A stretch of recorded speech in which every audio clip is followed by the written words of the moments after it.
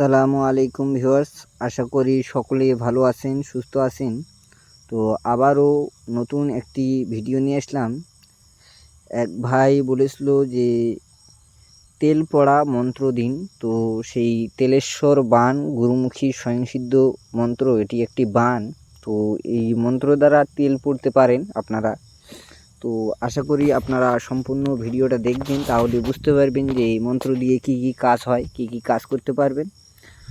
তো এবং কমেন্টে জানাবেন যে মন্ত্র দিয়ে কার কতখানি কি কাজ হলো। আপনারা যদি লাইক কমেন্ট বেশি বেশি করে করেন বা এক ভিডিওটি আপনারা দেখেন যে একটি করে লাইক একটি করে কমেন্ট দেন, তাহলে আমারও উৎসাহ বাড়বে। তো এটি অনুরোধ রইল যে ভিডিও শেষ পর্যন্ত দেখবেন এবং একটি করে লাইক একটি করে কমেন্ট আর শেয়ার অবশ্যই করবেন, তাহলে আপনাদের উৎসাহে আমি নতুন নতুন ভিডিও নিয়ে আসতে পারবো এবং এর থেকে মারাত্মক পাওয়ারফুল গুরুমুখী স্বয়ংসিদ্ধ বিদ্যা দিব। তো ভিউয়ার্স, একটা কথা হলো যে আমি যতখানি বিদ্যা দিই সবগুলোই কিন্তু বেশিরভাগ গুরুমুখী এবং স্বয়ংসিদ্ধ বিদ্যা দিই। তো যাই হোক, আপনারা যারা আমার এই চ্যানেলে নতুন তারা চ্যানেলটিকে সাবস্ক্রাইব করুন এবং লাইক কমেন্ট বেশি বেশি করে শেয়ার করুন।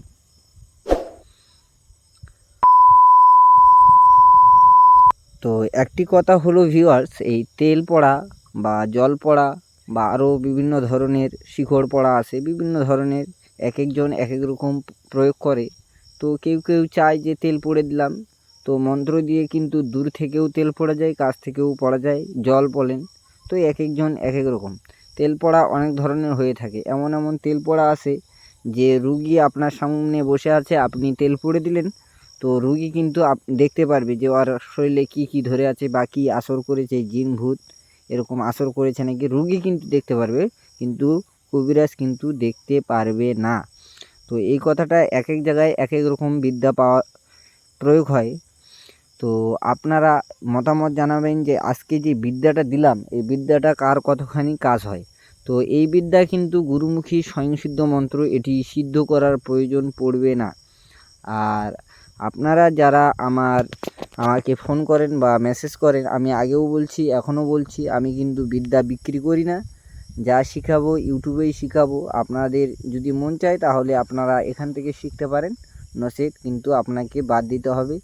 এটা বাধ্যগত না যে আপনারা একদম চ্যানেলে আসছেন যে মানে আমি জোর জবরদস্তি নিয়ে আসছি, সেরকম কিছু না। আপনারা মন চাইলে দেখবেন, না হলে দেখবেন না। তো যাই হোক, অনেক কথা হলো।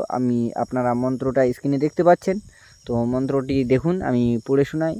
তো উপরেই কিন্তু দেওয়া আছে তেলেশ্বর বান। তো মন্ত্র শোনাই। হাতে নিনু তেলেশ্বর বান, 30 কোটি দেবগণ হইল কম্পমান। 30 কোটি দেবগণ করে হায়ে হায়ে, তেলেশ্বর বান্নু বিষ বাড়িবার নাই। হররে বিষ হর নিঝরে ঝড়, তুই ফনলাই তেলেশ্বর বান মারো। ইমকা চমকা বাও বাতাস দৈষ্ট দান, ডাকিনী যোগিনী কুছিনী মুছিনী, ভূত পিশাচ গাও ছাড়িয়া ফনলির গাওত। পাকিস না ফুলিস না ফোসা পড়িস না, না হইলে খাও যাদিক হইস ঘাও। ঈশ্বর মহাদেবের মাথাত মুছিবু 2 পাও, থাক আগুন তুই কালা পড়িয়া, যাবত আইস মুই ঈশ্বর মহাদেবের ধর্মের সেবা করিয়া। তো এই মন্ত্রটা কিন্তু একটু মানে আগেকার ভাষার মন্ত্র, এক এক জায়গায় এক এক রকম আঞ্চলিক ভাষা। এটি কিন্তু আমার খাতায় লেখা ছিল, তো আপনাদেরকে দিলাম এটা। তো এই মন্ত্রটা একবার করে পাঠ করবেন, তেলে একটা করে ফু দিবেন, আর একবার করে পাঠ করবেন, আর একটা করে ফু দিবেন। তো এইভাবে 7 বার কেউ পড়তে পারে, কেউ 3 বার, মানে যা পড়বেন বেজলা পড়বেন। আর লাস্টে ছু কথাটা কিন্তু অবশ্যই বলবেন। তো মন্ত্রটা সুবিধার্থে আর একবার পড়ে শোনাই। হাতি নিনু তেলেশ্বর বান, 30 কোটি দেবগণ হইল কম্পমান। 30 কোটি দেবগণ করে হায়ে হায়ে, তেলেশ্বর মারিনু বিষ বাউবার নাই। হররে বিষ হর নিঝরে ঝড়, মুই ফলনায় তেলেশ্বর বন মারো। ইমকা চমকা বাউ বাতাস। এই যে মুই ফলনা, তো ফলনায় এখানে কিন্তু রুগীর নাম নিতে হবে। ইমকা চিমকা বাও বাতাস দৈষ্ট দানা, ডাকিনী যোগিনী কুশিনী মাসিনী ভূত পিশাচ, এখানে যত দেবতার আপনি ভূত প্রেতের নাম নিতে পারেন। গাও ছাড়িয়া ফনলার গাওত, পাকিস না ফুলিস না ফোসা পড়িস না, না হইলে খাও যদি হইস ঘাও ঈশ্বর মহাদেবের মাতাত মুসিবু দুই পাও, থাক আগুন তুই কালা, পুড়িয়া যাবত আইস মুই ঈশ্বর মহাদেবের ধর্মের সেবা করিস। তো ভিডিওটা কার কি কেমন লাগলো অবশ্যই জানাবেন।